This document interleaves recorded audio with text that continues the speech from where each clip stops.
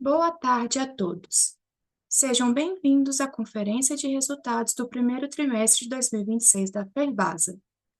Estarão participando conosco hoje Silvano Andrade, diretor-presidente, financeiro e de Relações com Investidores, Carlos Henrique Temporal, gerente de Relações com Investidores, além das equipes de RI e Contabilidade. Informamos que a apresentação está sendo gravada. Os slides apresentados já estão disponíveis para download no nosso site de RI. Eventuais declarações serão feitas durante essa videoconferência em relação às perspectivas de negócio da Ferbasa e constituem convicções e premissas dos administradores da companhia, baseadas em informações disponíveis até este momento. Considerações futuras não são garantias de desempenho.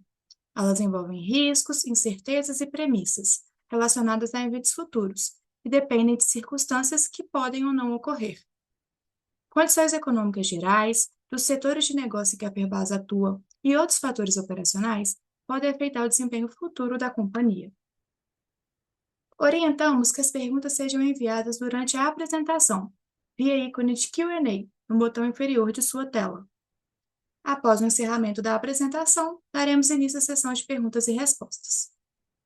Agora, gostaria de convidar o senhor Silvano Andrade para iniciar a apresentação. Boa tarde a todos. Eu sou Silvano Andrade, sou o CEO da Ferbasa e é um prazer estar aqui compartilhando essa conferência com vocês. Houve algumas mudanças na estrutura da Ferbasa e eu, que já estou há quase 4 anos na posição de CEO, fui designado na última reunião do Conselho de Administração da companhia, que ocorreu no dia 20 de abril, para assumir de forma cumulativa as diretorias financeiras e de RI, dando continuidade ao trabalho do Heron Albergaria. O controller Luciano Viana também passou na mesma data a ocupar a função de diretor financeiro adjunto, o qual também está presente aqui na conferência. Muitos de vocês já me conhecem das reuniões anuais da PIMEC ou de participações pontuais em conferências como esta. Mas aproveito o momento para reforçar nosso compromisso com um diálogo cada vez mais próximo e direto com o mercado. Conto aqui também com a presença dos gerentes de relações com investidores, o Carlos Temporal e sua equipe, e da contabilidade fiscal, Arnaldo Anastácio, a quem direciono meus agradecimentos pelo empenho de suas equipes no trabalho. Agradecemos também aos analistas, agentes de mercado, investidores, pela credibilidade conferida à companhia e à audiência em geral que aqui nos acompanha. Nesse sentido, reiteramos nosso compromisso com a qualidade e tempestividade na divulgação de informações, com a preservação de princípios tais como integridade, transparência, equidade e independência, e com o uso das melhores práticas de relacionamento com as diferentes partes interessadas. Aqui também um agradecimento especial a todos os ferbaseiros por seu empenho e dedicação na superação diária de desafios em suas atividades. Então, eu vou passar a palavra para Carlos Temporal, nosso gerente de relações com investidores, para iniciar a nossa apresentação, destacando os fatores mais relevantes que influenciaram o desempenho da companhia nesse primeiro trimestre do ano. E, ao final, eu voltarei com a atualização sobre os projetos estratégicos da companhia, fechando a conferência com sessão de perguntas e respostas. Então, Temporal, por favor, fique à vontade. Obrigado. Obrigado, presidente. Boa tarde a todos. Bom, vamos iniciar a nossa conferência. Por favor, passem para o próximo slide. Bom, no slide 3, onde consta a agenda da nossa conferência, que está estruturada da seguinte forma, né? Começaremos apresentando um vídeo institucional da companhia, como de praxe, né? Eu sei que muitos de vocês já conhecem, mas é sempre bom revisitá-los pelo teor educativo que ele tem. Em seguida, veremos os principais destaques do primeiro trimestre. de 2026. Comentaremos sobre o desempenho operacional e financeiro, né, do Grupo Ferbasa, é uma visão que nós sempre trazemos, que é uma visão consolidada. Na sequência, apresentaremos um breve painel sobre o mercado de capitais, falando da evolução da ação FESA 4 e um histórico de distribuição de proventos. Seguimos apresentando um panorama geral do mercado de ferroligas e também do setor siderúrgico, com uma breve atualização aí das medidas protecionistas que estão em vigor na Europa e nos Estados Unidos. E, por fim, retorno a palavra para Silvano, né, como já dito, para fazer o fechamento, comentando aí sobre nossos projetos estratégicos. Por favor, passem para o próximo slide, de número 4. Bom, vamos agora exibir o nosso vídeo institucional, que oferece uma visão, como eu disse, né, panorâmica aí da companhia, sobre a qual eu gosto de destacar, né, as características de integração verticalizada em suas operações, entender o ambiente mercadológico no qual a empresa está imersa e também a sua atuação, que sem dúvida é um dos pilares da cultura empresarial nos nossos programas de responsabilidade social. Por favor, vamos passar o vídeo.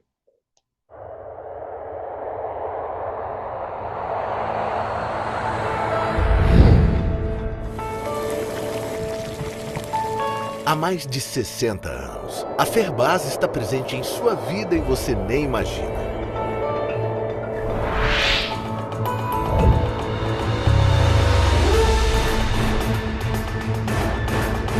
As ligas de cromo produzidas na Ferbasa são destinadas principalmente à indústria de aços inoxidáveis, que fabrica diversos itens que você utiliza diariamente na sua casa, no trabalho, transportes públicos e até nas ruas. Já as ligas de ferro-silício são divididas em standard e alta pureza. A standard é destinada à indústria siderúrgica na produção do aço utilizado em vergalhões para a construção civil e a fabricação de veículos.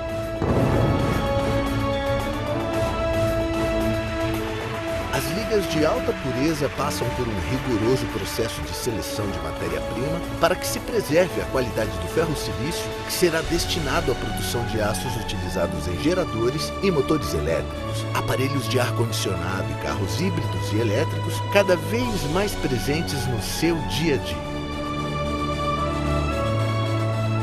A Ferbasa é líder nacional na produção de ferroligas, sendo a única produtora integrada de ferrocromo das Américas. O Parque Industrial de Pojuca conta com 14 fornos elétricos, dos quais 8 fabricam ferrocromo e 6 ferro-silício. Os principais produtores brasileiros de aço consomem os produtos da Ferbasa, assim como diversas indústrias localizadas nos Estados Unidos, União Europeia, Japão e outros países da Ásia. A Ferbasa conquistou o mundo pela qualidade dos produtos, por honrar os compromissos assumidos e pela segurança envolvida em todos os processos. Para você entender melhor essa história, vamos voltar um pouco no tempo e mostrar como surgiram e se desenvolveram as unidades de mineração, metalurgia, recursos florestais e energia renovável. Com a visão de que o minério de cromo se tornaria em pouco tempo uma matéria-prima estratégica no Brasil, José Carvalho fundou em 1961 a Ferbasa, atuando inicialmente apenas na mineração em Campo Formoso, na Bahia.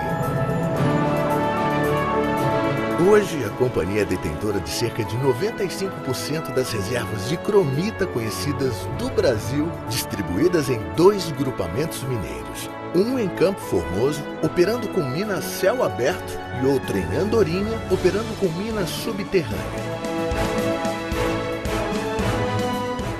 Adicionalmente, possui atividades de extração de quartzo em diversos municípios da Bahia e lavra de calcário de alta qualidade em Euclides da Cunha, utilizado para a produção de cal virgem.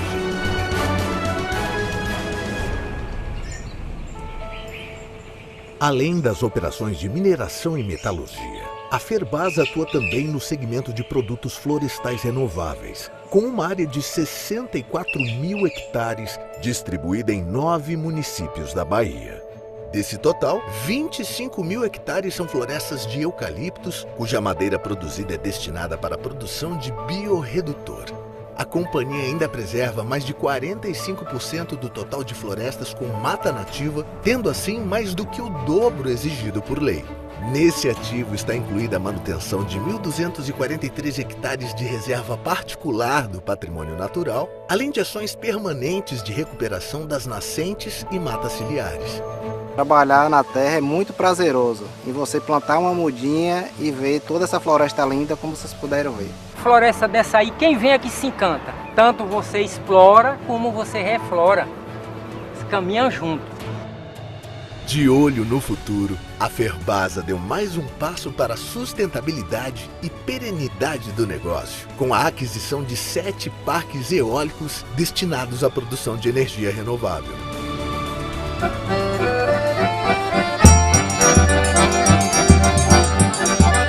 A responsabilidade social também está no DNA da empresa, que desde o início das suas atividades busca contribuir para o desenvolvimento das comunidades localizadas no entorno das suas operações. Não representa simplesmente uma companhia, é uma história de vida que vai se acumulando de responsabilidades e compromissos, inclusive individuais, com a gente mesmo. Fazendo valer a sua cultura de empresa cidadã e empenhada em servir como alavanca das transformações sociais tão necessárias, a Ferbasa investe em ações nas áreas de educação, arte e cultura, desenvolvimento rural e comunitário, meio ambiente, esporte e saúde, beneficiando milhares de pessoas. Aos 44 anos, José Carvalho decidiu ampliar a dimensão do seu trabalho desenvolvido na Ferbasa ao criar a Fundação José Carvalho, instituição sem fins lucrativos destinada a educar jovens e crianças carentes. A empresa, aquele lucro todo que ela tem, aquilo é um meio, aquilo não pode ser um fim nunca. Como eu sempre imaginei a empresa, eu nunca imaginei uma empresa com os dividendos fosse o final dela.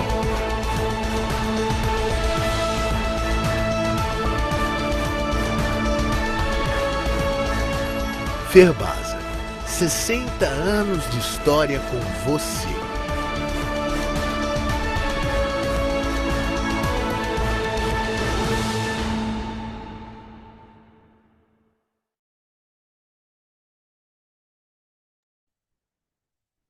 Bom, como observado no vídeo, nesse slide seguinte, né, que é o slide número 5, nós apresentamos uma importante característica da companhia, que com exceção dessa parceria que nós temos na Colômbia para fornecimento de coque metalúrgico de alta qualidade, todas as nossas operações estão localizadas no estado da Bahia.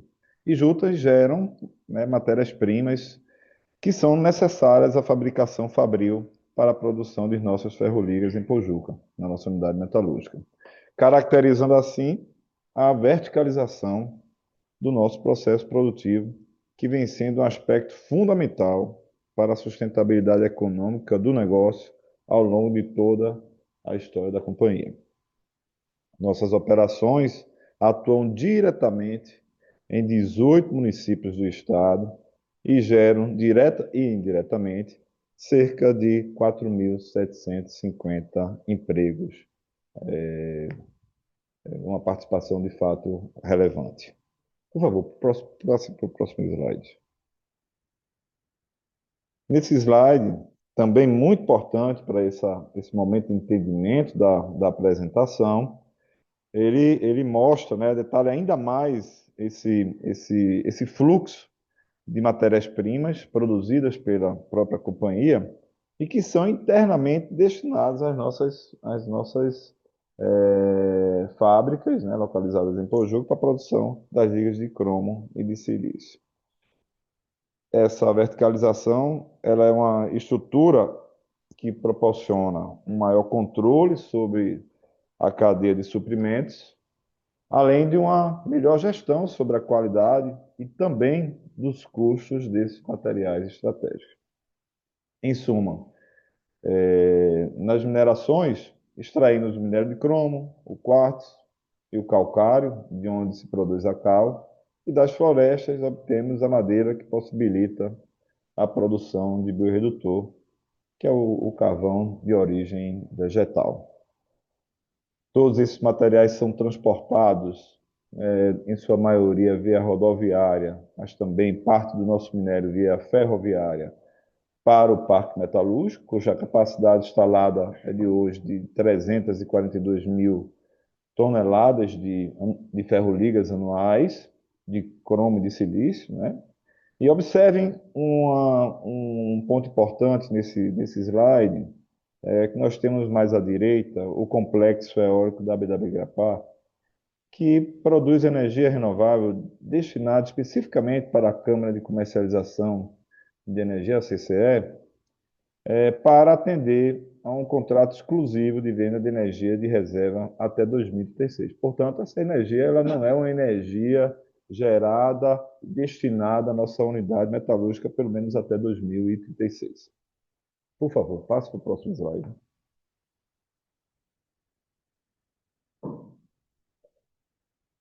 Os destaques do primeiro trimestre de 26, quando comparados aos do quarto trimestre de 2025, são os seguintes. No primeiro trimestre de 26, o EBITDA ajustado atingiu 44,1 milhões, ante os 4,3 milhões registrados no 4T25. Apuramos, no primeiro trimestre de 26, um prejuízo consolidado de 2,4 milhões, contra um lucro líquido de cerca de 100 milhões no 4T25.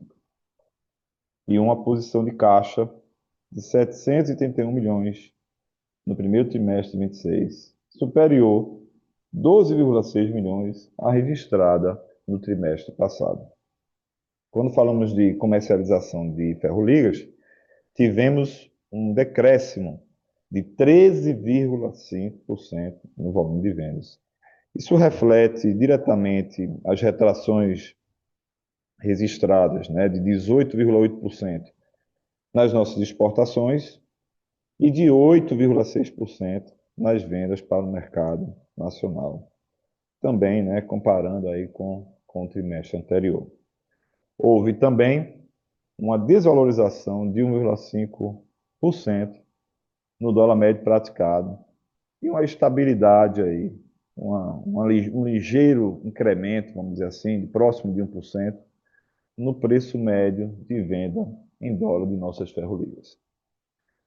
Quando olhamos para a ótica operacional, a produção total de ferroligas ela recuou 2,9% entre os trimestres, com redução de 5,3% nas ligas de cromo e um aumento de 3,3% na fabricação das ligas de silício. Indicamos também a redução de 12,5% no CPV das ferroligas, justificada principalmente pelo recuo do volume de vendas de 13,5% e também por maiores custos de produção.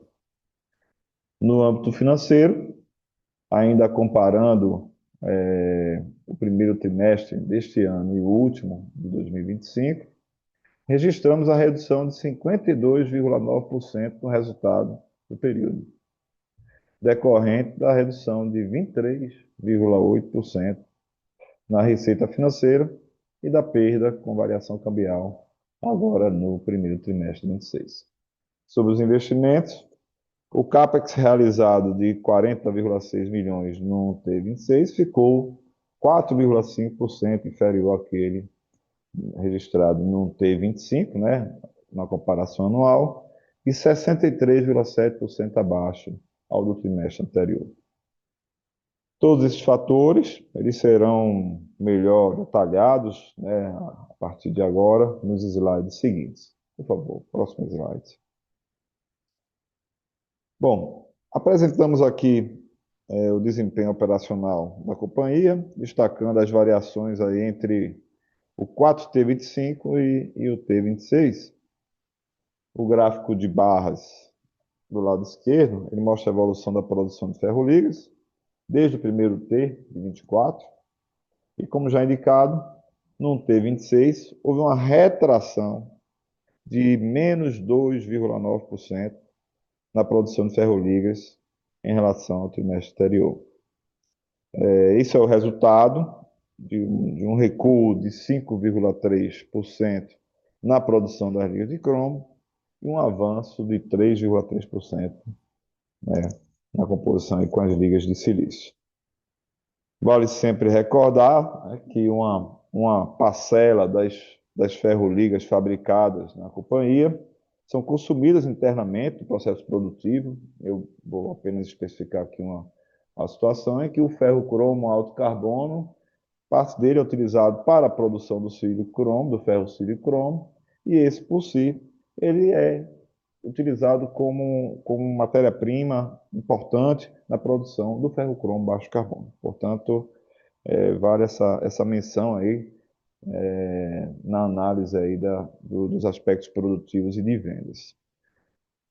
Bom, a análise do slide, do gráfico de barras que fala da evolução de vendas do lado direito, nós observamos uma diminuição, né, de 13,5% do volume de vendas de ferroligas, né, entre o primeiro T26 e o 4T, e que deve-se basicamente, né, a queda de 18%, 18,8% nas exportações, e aí refletindo em grande parte o elevado volume exportado no 4T25, quando foram realizados volumes postergados, ali basicamente no segundo semestre, e que só foram registrados aí já no final do ano, né, no 4T25, basicamente redirecionados por conta das medidas protetivas adotadas pelos Estados Unidos.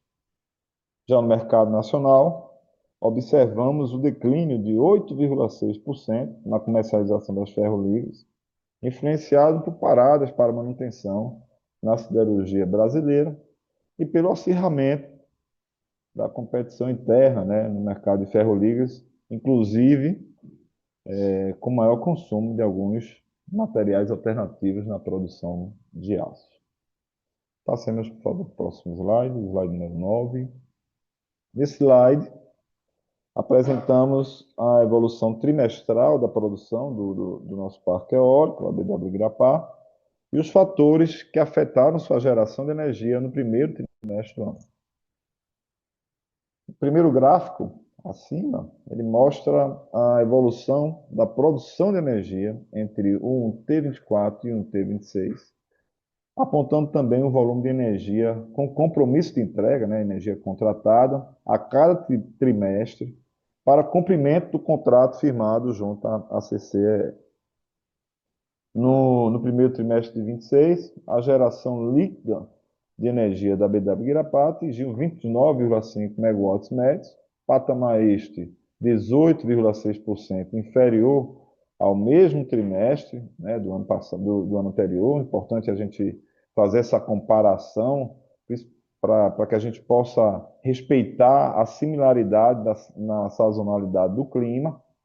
Então, como observado no gráfico também abaixo, este desempenho ele foi fortemente influenciado pelo clima e pelo volume das restrições impostas pela ONS, né, que é o Operador Nacional do Sistema Elétrico, que juntos suprimiram 25,9 megawatts médios na geração de energia no período. Vale aqui uma menção, importante reforçar, quanto da intensificação destas restrições impostas, né, pela ONS, que se mantém como uma conjuntura bastante adversa para todo o segmento eólico nacional, afetando, sobretudo, as usinas instaladas no norte e nordeste do país. A Ferbasa, ela participa, né, já comentamos isso em momentos anteriores, de uma ação judicial coletiva junto à ABEÓlica, né, que é a Associação Brasileira de Produtores de Geradores de Energia Eólica, contra essas diretrizes da ANEEL que regulam os cortes de geração. Paralelamente, a própria BW Guirapá moveu um processo individual para preservar a companhia ante os efeitos financeiros destas restrições. A nossa tese ela se fundamenta no contrato firmado junto à CCE, que classifica a produção do complexo eólico, BW Guirapá, de maneira exclusiva como energia de reserva. Quando a gente fala dos fatores já gerenciáveis, né, tivemos uma menor participação no resultado do período e foram influenciados aí basicamente por calibragem de equipamentos, né, que orientam, né, os equipamentos que orientam os aerogeradores e por danos, né, pequenas manutenções nas nossas turbinas eólicas, em especial nos gearbox. Por favor, passe para o slide número 10. Nesse slide, consta a evolução da receita líquida e da taxa de câmbio médio praticada entre o primeiro trimestre de 2024 e o primeiro trimestre de 2026. As barras verdes identificam, né, a receita líquida do Grupo Ferbasa, exceto aquelas que estão ali em azul, né, do complexo eólico. E no caso do primeiro trimestre de 2026, nós registramos aí uma receita líquida consolidada, né, portanto, a soma ali do 491,7 e do 14,7, de 506,4 milhões. Isso representou uma redução de 16% frente ao quarto trimestre de 25, acompanhando o declínio, né, de 15,2% na receita com ferroligas. Este desempenho ele foi a combinação entre as reduções, né, os recuos de 13,5% no volume de vendas e de 1,5% no dólar médio praticado. Por outro lado, registramos, né, uma discreta alta de cerca de 1% no preço médio das ferroligas na análise do período. Vale ainda indicar que quando olhamos o breakdown da receita no primeiro trimestre de 26, 56% ela foi oriunda de comercialização no mercado nacional e 44% de nossas exportações. Por favor, passem para o slide 11. Bom, veremos agora falar um pouquinho da evolução dos custos de produção e das respectivas composição de custos, né, das nossas ferroligas.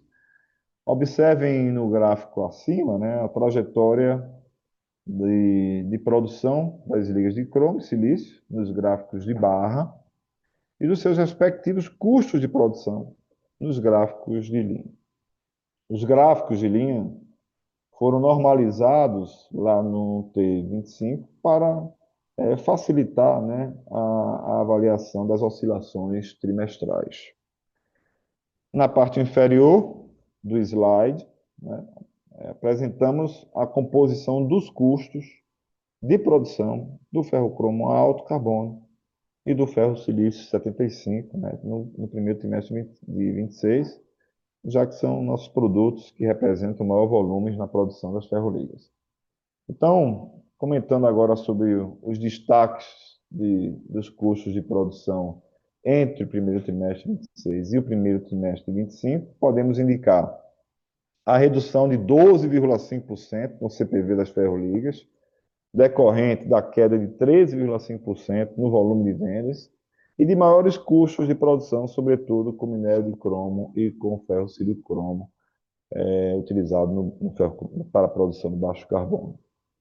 No caso da energia elétrica, houve praticamente uma manutenção no custo de energia consumido nos fornos da metalurgia na análise desse período. No caso do ferrocromo alto carbono, registramos uma estabilidade nos custos de produção, garantida aí por menores dispêndios, né, menores valores com relação ao COC e também refletindo um pouco da redução do volume produzido no custo total. No caso do baixo carbono, o aumento do custo foi basicamente explicado por aumentos, né, nos custos com calvígio, com o próprio minério de cromo e também com o ferrocílio cromo, conforme já citamos. Neste mesmo sentido, o custo do ferro-silício 75 também cresceu, e aí nós acusamos aqui um incremento aí nos gastos com quartzo e insumos em geral, somados também ao efeito de uma menor produção no período analisado. Por favor, passem para o próximo slide. Bom, sigamos a apresentação agora abordando o desempenho financeiro da companhia, no qual apresentamos no gráfico a evolução da reserva financeira e do endividamento consolidado entre o primeiro trimestre de 24 e o primeiro trimestre de 26. Considerando caixa, equivalente caixa e aplicações financeiras, a companhia gerou um total de 7,1 milhões no primeiro trimestre de 26, cujos fatores determinantes foram o resultado operacional de 46,9 milhões, incluindo as variações na necessidade de capital de giro, pagamento de juros e impostos, a amortização de empréstimos e financiamentos no valor de 6,8 milhões, o desembolso de 40,6 milhões em CAPEX e de 5 milhões na BW Guirapá, referente a um saldo residual do processo de aquisição desse parque que aconteceu junto ao Santander e à Brasil Ine, lá em 2018. Por fim, encerramos o primeiro trimestre de 2026 com uma reserva financeira consolidada de 1 bilhão e 92 milhões de reais, ante uma dívida também consolidada de 361,4 milhões. Portanto, uma posição de caixa, uma posição líquida de caixa de 731 milhões. Por favor, passem para o próximo slide. Ainda no desempenho financeiro, na tabela direita, observem o resultado financeiro consolidado e à esquerda constam os aspectos mais relevantes na nossa avaliação trimestral. Então, eu cito, né, a receita financeira de 36,6 milhões no primeiro trimestre de 26, que recuou 23,8% em relação ao quarto trimestre de 25, quando registramos a receita de 11,8 milhões. Basicamente, em atualização monetária de créditos, né, tributários que foram recuperados no período. A despesa financeira totalizou aí 12,7 milhões no primeiro trimestre e avançou 10,4% frente ao trimestre anterior, basicamente em virtude da majoração da TJLP e da captação do Brasil soberano no final do 4T25. Uma variação cambial líquida negativa de 5,4 bilhões num T26, também é importante, né, apresentar o que significou uma oscilação negativa aí de 8,2 milhões frente ao quarto trimestre de 25. Em resumo, o resultado financeiro no 4T25 retrocedeu 52,9% em relação ao realizado no trimestre anterior. Passem para o próximo slide, número 14, por favor. Observem agora a trajetória do nosso líquido, do nosso lucro líquido, do EBITDA e da margem EBITDA, aí num período de tempo aí do primeiro trimestre de 2024 até o primeiro trimestre de 2026. Então, agora no T26, o EBITDA ajustado foi de 44,1 milhões e a margem EBITDA de 4,3%. Quando a gente compara aí com o trimestre anterior, um salto de mais de 900%, 9 vezes, em relação ao baixo patamar registrado no 4T25.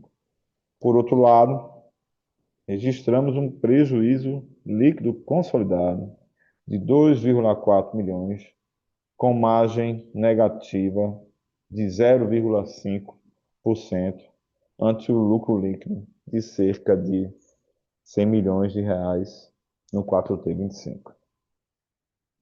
A variação entre os resultados do 4T25 e do primeiro trimestre de 26 se deve a uma conjunção de fatores mercadológicos, operacionais e financeiros que foram comentados, né, no transcorrer desta apresentação e que nós sumarizamos aqui, né, para uma melhor análise.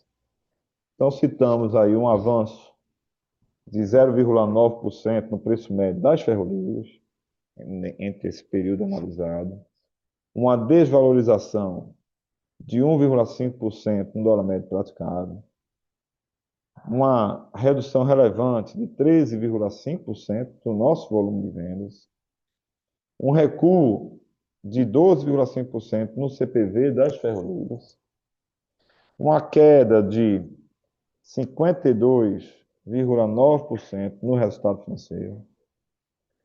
Também registramos um prejuízo de 14,4 bilhões da BW Guirapá. E também vale pontuar que no quarto trimestre de 25 foi um trimestre impactado pelo efeito positivo de 50,1 milhões referente ao ajuste do ativo biológico e também pela receita de quase 30 milhões oriunda de créditos tributários.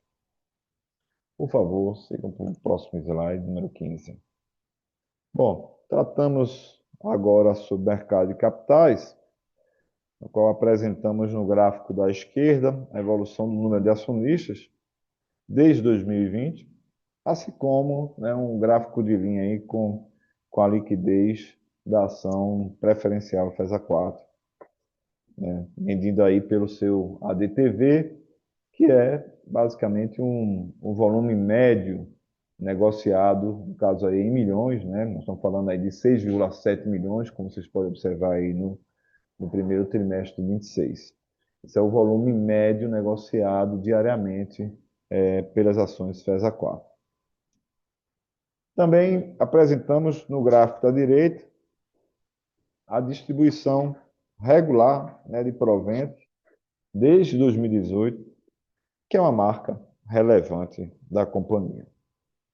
Sobre o comportamento do ADTV, né, voltamos ao gráfico anterior, o indicador de liquidez de ação ele saltou 43% em relação ao último trimestre, maior patamar trimestral desde o 2T24, impulsionado, na nossa visão, né, pelas altas de 32% no volume médio das preferenciais negociadas e de 8,4% no preço médio da ação.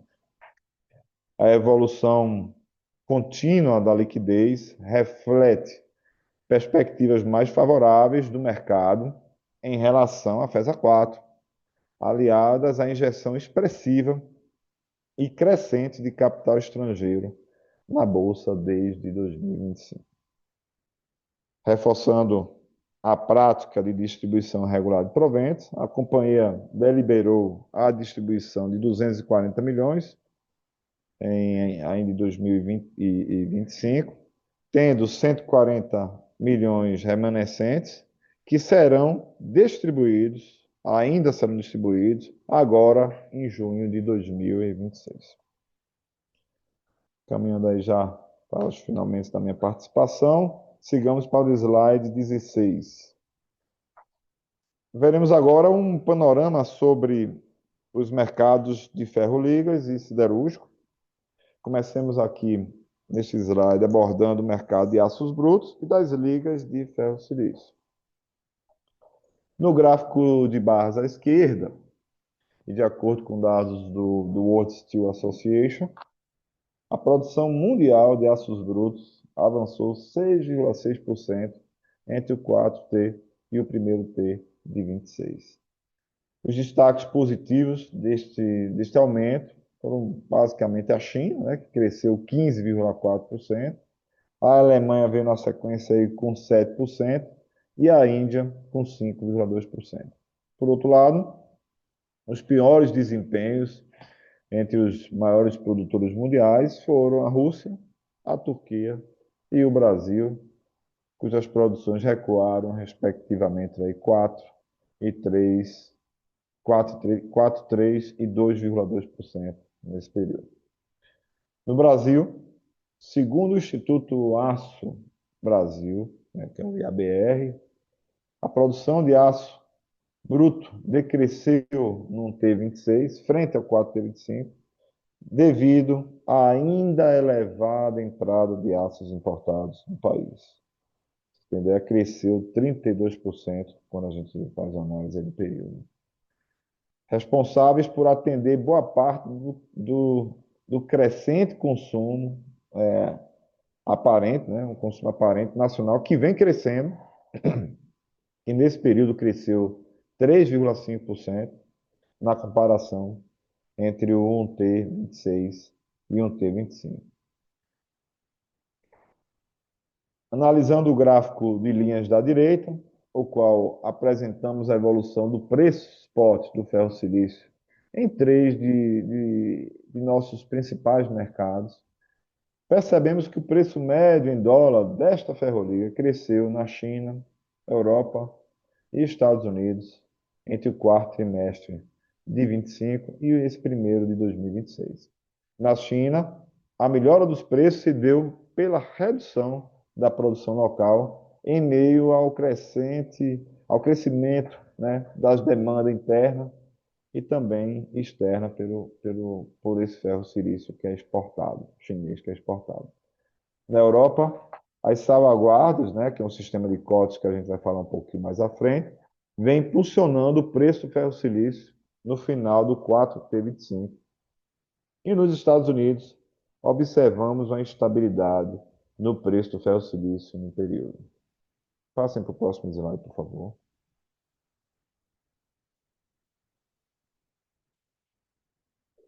Vejamos agora o comportamento dos mercados, né? Já para o caso dos aços inoxidáveis e de ferro-cromo.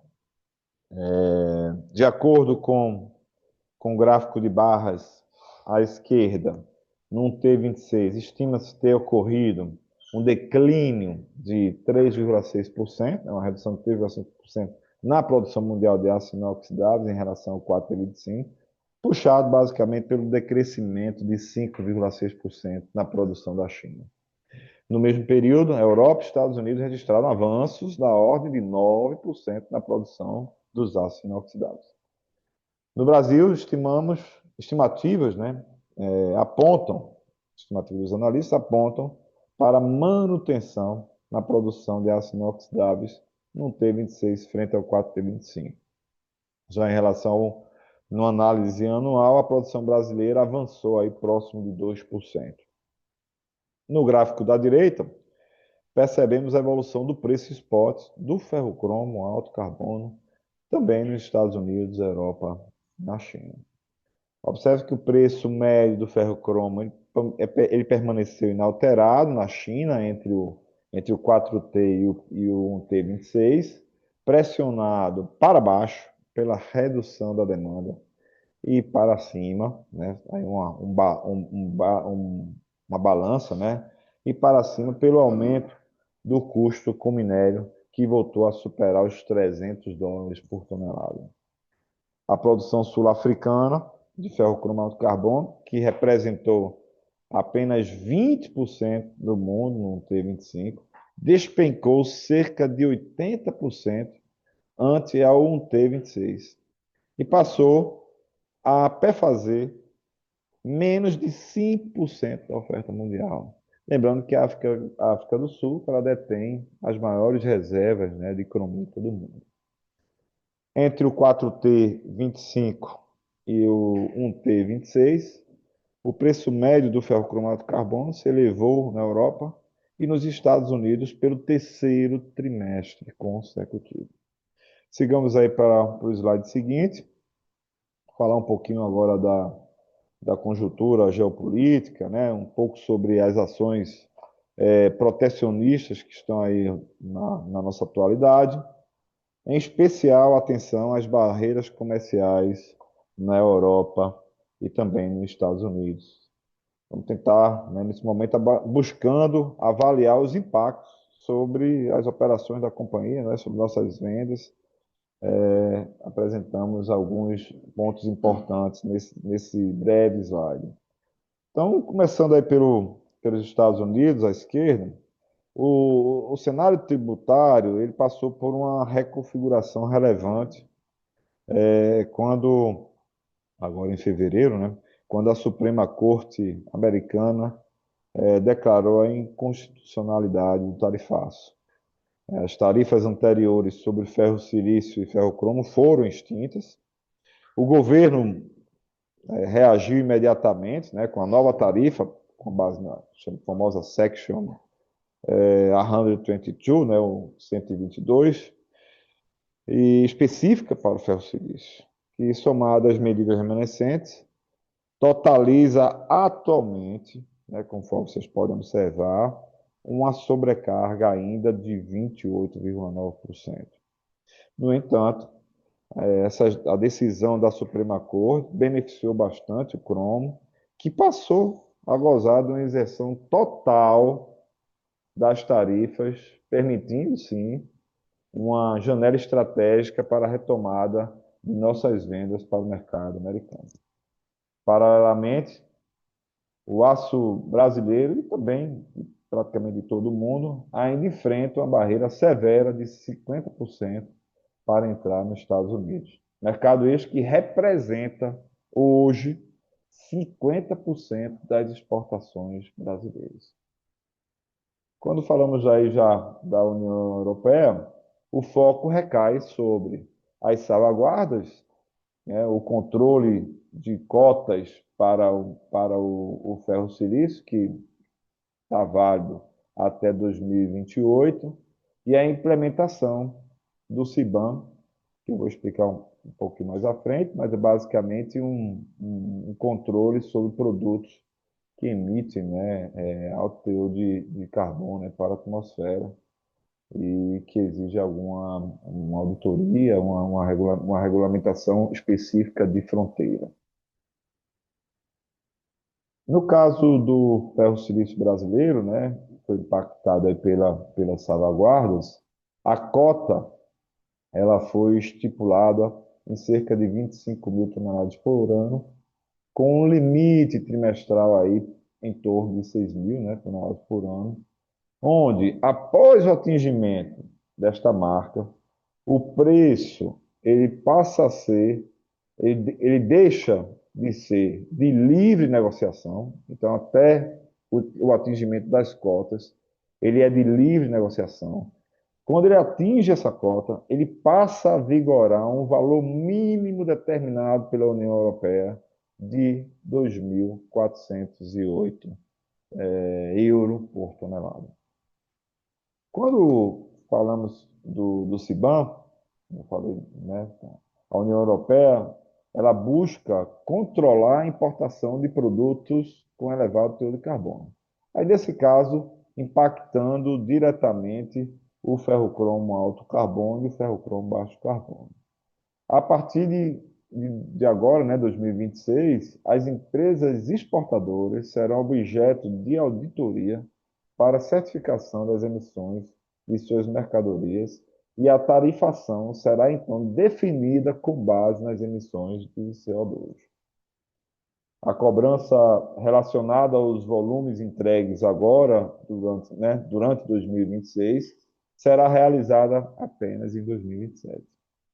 A Ferbasa, ela já vem informando suas emissões realizadas, relacionadas à produção do ferrocromo alto carbono aos nossos clientes na União Europeia. Ademais, a alta participação de fontes renováveis na matriz energética brasileira, ela irá, favorecer a competitividade da companhia para essas operações. Bom, vamos passar agora para o slide 19 para falar um pouco sobre os projetos estratégicos, e aí eu retorno a palavra para o nosso presidente Silvano. Obrigado a todos. Obrigado, Temporal. Então, retornando, vamos falar um pouco aí sobre os projetos estratégicos, né? Mas como já apresentamos de forma detalhada o status desses projetos na nossa última apresentação da PIMEC, realizada agora recentemente em abril, nosso objetivo é fazer um pequeno briefing, né, dessas iniciativas que buscam garantir a perennidade da Ferbasa através da verticalização e eficiência das nossas operações, como também busca de diversificação das atividades, né? Trazendo os principais projetos estratégicos, temos no bioredutor, em relação à produção de bioredutor, nós estamos investindo na construção de 46 fornos na unidade de Maracás, tá? Com os primeiros entrando em operação ainda no final de 2026. Então, essa expansão nos permitirá aumentar a produção em mais 25 mil toneladas anuais de bioredutor, aproveitando a madeira das florestas plantadas na região. Então, isso vai ser um importante passo aí na busca, né, da nossa autossuficiência na produção de bioredutor, tá? Na metalurgia, o grande marco é a nossa nova fábrica, né, de ferrocromo, a fábrica 3, como está sendo designada, né, internamente, com o primeiro forno previsto para início de operação bem no início de 2030. É um forno fechado com tecnologia moderna, né, que visa a economia de energia, eficiência metalúrgica e ganho de produtividade. Consequentemente, a redução de custo, né, permitindo ainda operar com alguns fornos da fábrica atual. E com isso temos um aumento de capacidade, tá? Que a gente vai explorar de acordo com disponibilidade de minério e mercado, tá? Na mineração, principalmente na mina céu aberto lá de Campo Formoso, os pushbacks vêm garantindo a continuidade da operação da mina céu aberto de Coitizeiro até 2028. Isso aí já está completamente desenhado, projetado. Mas esse ano nós estamos fazendo estudos para verificar a máxima extração mineral via céu aberto do ponto de vista econômico. Com isso aí, o objetivo é postergar ao máximo o investimento, né, da abertura da futura mina subterrânea mais para adiante. Então, quanto mais a gente expandir a vida útil da céu aberta com custo competitivo, melhor para a companhia, né? Então, não somente pela questão do custo, também pela vamos dizer assim, colocar os investimentos da mina subterrânea um pouco à frente. Além disso, nossa equipe de geologia de exploração segue focada na descoberta de novos recursos minerais, com foco em reposição das reservas de cromo e quartzo, né? E ainda em busca, né, de minerais estratégicos para diversificar o nosso portfólio, né? E também a gente sempre analisa, né, prospectos de aquisição de áreas em pesquisa ou em diferentes estágios de avanço, tá? E por fim, consolidamos com tudo isso a nossa cultura Lean na busca de otimização contínua de nossos processos, né, redução de desperdício, melhoria de produtividade, redução de custo, e ainda prosseguimos com a nossa carteira de desenvolvimento de novos projetos, em busca da diversificação das nossas atividades que nos ajude a manter nossa competitividade. Em resumo, Esses projetos estratégicos refletem o que planejamos para manter a empresa eficiente, moderna e lucrativa para o futuro.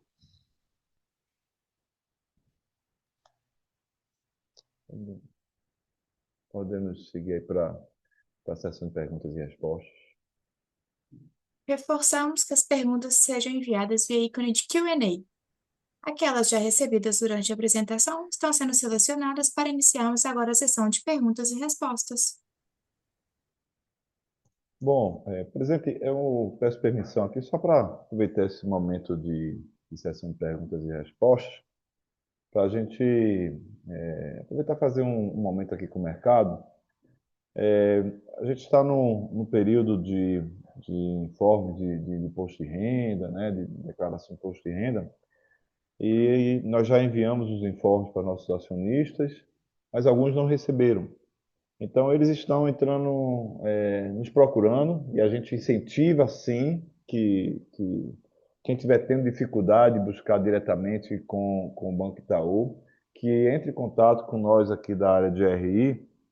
Eles podem ser pelo e-mail dri@ferbasa.com.br e também pelo Fale com RI, né? Entrando no site RI, você vai ter uma abinha Fale com RI, tem uma caixinha lá, vocês informam para a gente, né? Mandem o máximo de informações possíveis que a gente vai interagir com vocês, dando as orientações para acessar o mais rápido possível o informe de rendimento de vocês.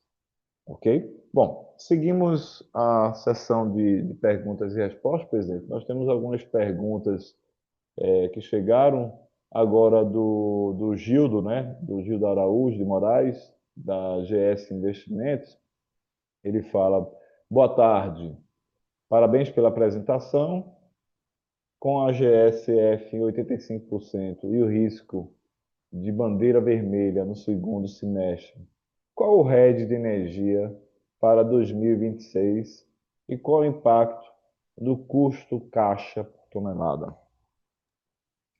Ô Gildo, obrigado aí pela pergunta. Assim, ó, a Ferbasa, ela trabalha com contratos de longo prazo no fornecimento de energia, né? Então, nós estamos já com energia contratada com cerca de 95% de tudo que a gente consome, tá certo? Então, a gente tem uma exposição baixa, realmente, a essas oscilações, não costuma fazer hedge, não, mesmo porque a exposição que a gente fica é muito pequena, né? De cerca de 5%. Isso a gente deixa essa margem de flexibilidade justamente para a gente ter uma margem de manobra aí com eventuais manutenções que a gente tem e precisa reduzir potência do forno ou desligar por um período curto, a gente administra esses 5% aí, mas 95% da nossa energia ela já está assegurada, né, por contratos de longo prazo, tá? Bom, temos mais uma pergunta. As siderúrgicas brasileiras estão reduzindo produção por causa de aço importado chinês. Vocês já viram queda de volume nos pedidos para o Q2? Veja bem, não, para o Q2, eu acredito que ele tem um cenário um pouco diferente desse do Q1. Não estamos vendo essa queda de energia, de vendas, não, tá? Eu acho que está mais para um cenário aí de recuperação do que de queda.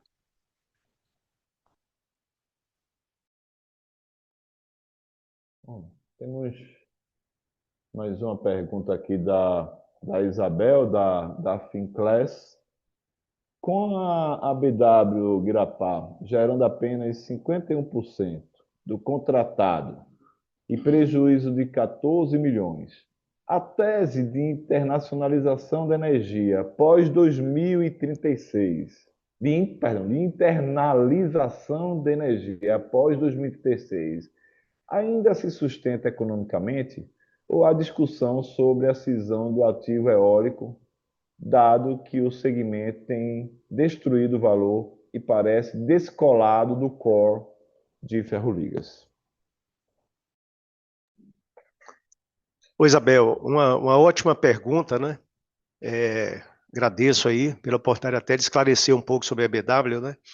A gente vê o ativo da BW da seguinte forma: o ativo da BW, ele operacionalmente, ele é muito bom. É um ativo que tem realmente um custo muito sob controle. Os gastos deles são bem equilibrados, tem um processo operacional bem controlado, um processo de manutenção bem controlado.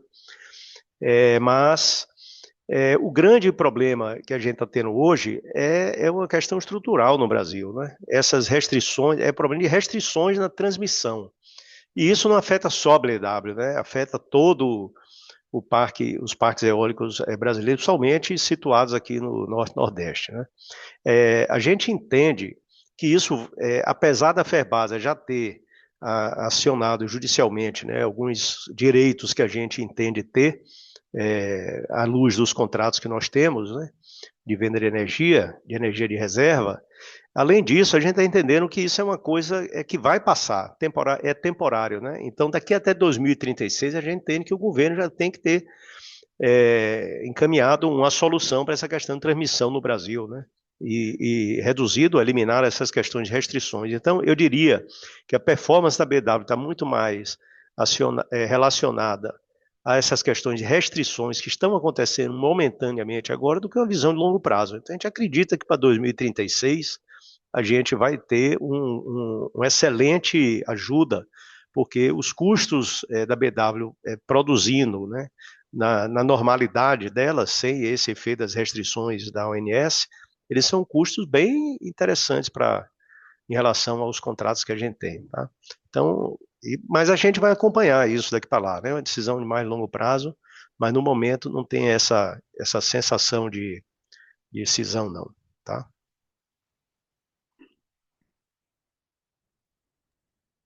Bom, tá chegando mais algumas perguntas.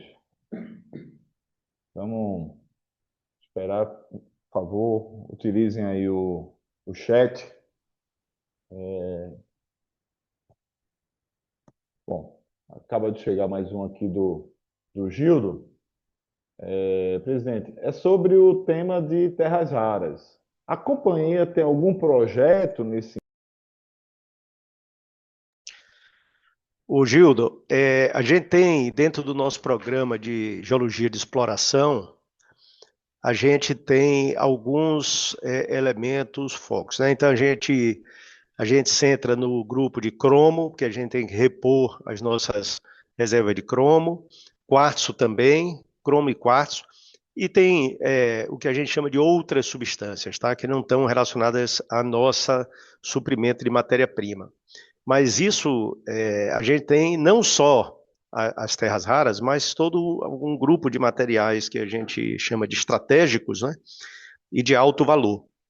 Então, sim, ele está no raio de busca, mas a gente não tem assim um foco direto apenas em terras raras, tá? Tem outros minerais aí do grupo estratégico, também outros de alto valor que compõem o raio de busca, tá? Da equipe de exploração. Mas sua pergunta é muito pertinente, né? Visto, né, a grande evidência, né, que as terras raras têm tomado aqui nas discussões aí recentes no cenário geopolítico internacional, né? Mas a gente tem um raio de busca um pouco mais amplificado, ok?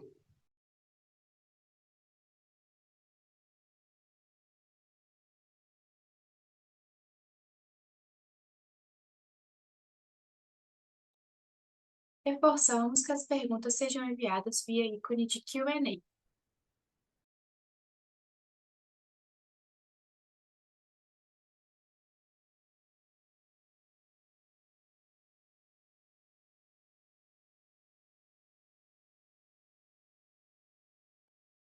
Não havendo mais perguntas, retornamos a palavra ao palestrante para as considerações finais. Muito bem. Então, em nome da Companhia de Ferro-Ligas da Bahia, a Ferbasa, agradeço aos que nos acompanharam durante essa teleconferência de resultados do primeiro trimestre de 2026. E se ficou alguma pergunta aí que não foi respondida, ainda responderemos por e-mail todos esses questionamentos. E se restou mais alguma dúvida, fiquem à vontade também de colocarem através dos nossos canais aí de RI. tá? Então, muito obrigado a todos que estiveram aqui na audiência e uma ótima tarde a todos. A conferência da Ferbasa está encerrada. Boa tarde a todos.